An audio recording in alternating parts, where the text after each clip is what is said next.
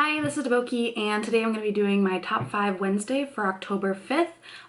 Top 5 Wednesday is a Goodreads group that's run by Samantha from Thoughts on Tomes, and yeah, I'll link to the Goodreads groups below. It's just every Wednesday, there's a prompt, and yeah, you list out your top 5 things for that prompt. So today's theme is books that took you the longest to finish.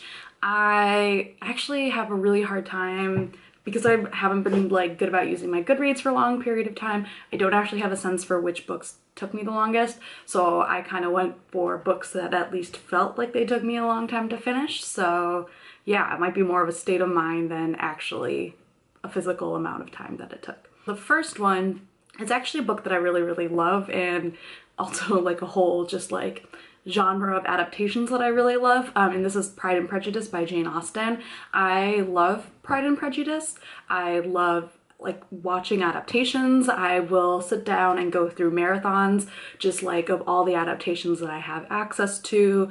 Like, yeah, and like I love the story, but this is one of those books that I like tried to read a million times before I could finally make it like stick with me. I think a lot of Jane Austen's writing I just like kind of didn't really get for a long time. So until I had actually watched a lot of those adaptations and kind of processed through like what I thought the story meant, I just got zero value out of the book. And yeah, so it took me a long time. But once I finally did it, I really loved it. And now I kind of like, I get it now.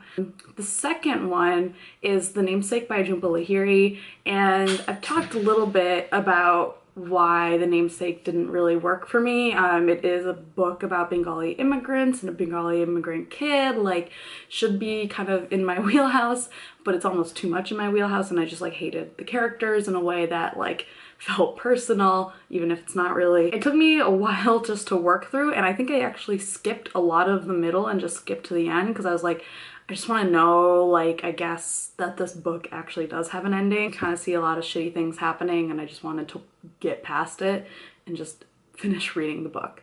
So I did finish. This was in high school. Maybe if I give it a chance now that I'm not a high schooler, maybe it'll somehow stick with me. I can't really see that happening, but yeah. At the time, it felt like a really long read. The third book was The Martian by Weir. I had watched The Martian, the movie, first before I read the book, and so I kind of went into the book knowing a lot of what happens, and the book itself is not like particularly well written. It's not badly written, it's just the writing is kind of meh. And so because I knew what happened, I just really had zero incentive every time I picked up the book to keep reading it.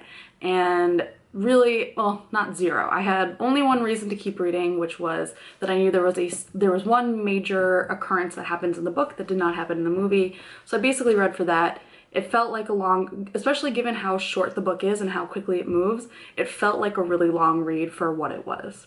The fourth book for me is A Feast for Crows, the fourth in a Song of Ice and Fire. That was basically where I decided that I needed to give up on the series. I'm actually not sure I finished it. I might still be working through it. I have zero idea at this point. I got to that book, and like I've said before, I just like don't care about most of the characters. I don't, like there's like 4 characters I care about. I think at some point someone needs to release a DVD that has the show just condensed to the characters that you care about, or like the books that's just like the characters you like, you know, having their chapters like stitched together. And the last one is the Paradiso book from Dante's Divine Comedy. I think like a lot of people, I knew that Inferno was like this like huge, massive, amazing list of terrible punishments for terrible people. So that was like really awesome to read. It was kind of intense. And so I read, this was for a class that I was taking in college on epics. And yeah, so we got through Inferno, that was kind of cool. And then we got to Paradiso, and I just felt like it took forever. And I actually honestly don't remember most of it. I don't really know what happened in a lot of it. And so it felt incredibly long. Even in a book that's incredibly long, that felt incredibly long. Inferno moves quickly because you're like, holy shit, like these are terrible. Like Dante is a sadistic piece of work. But yeah, Paradiso. That's actually another one where I'm like not really sure what I got from reading it. Yeah, so those are my top 5 books that took me the longest to read.